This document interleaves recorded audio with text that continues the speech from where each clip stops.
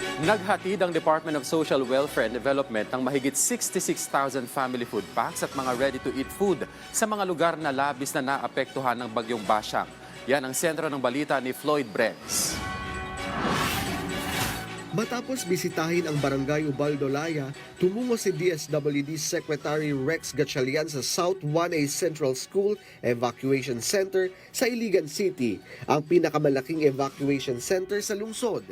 Mahigit 1,500 na pamilya ang pansamantalang nanunuluyan doon matapos maapektuhan ng bagyong Basyang at nakatanggap ng paunang tulong mula sa DSWD tulad ng food packs, ready-to-eat food at non-food items. Kasama sa pagbisita sina Iligan City Mayor Frederick Siao at ilang mataas na opisyal ng DSWD.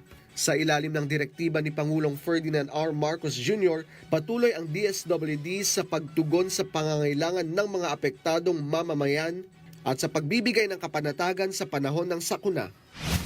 Binisita rin ni DSWD Secretary Rex Gatchalian at Iligan City Mayor Frederick Siao ang tulay sa Barangay Tubod na pinakamalubhang tinamaan ng bagyong Basyang. Nabalot ng putik ang mga kalsada at kabahayan sa lugar at nakaapekto sa normal na pamumuhay ng mga residente. Naghatid din ang DSWD ng mahigit 66,000 na family food packs at 6,225 na ready-to-eat foods sa mga lugar na labis na naapektuhan ng bagyong Basyang. Bahagi ito ng augmentation request ng mga lokal na pamahalaan para matiyak ang agarang pamamahagi ng pangunahing pagkain at tulong sa mga apektadong pamilya. Kabilang sa mga nakatanggap ng ayuda ang mga rehiyon ng Bicol, Western Visayas, Negros Island Region, Central Visayas, Eastern Visayas, Zamboanga Peninsula, Northern Mindanao at Caraga.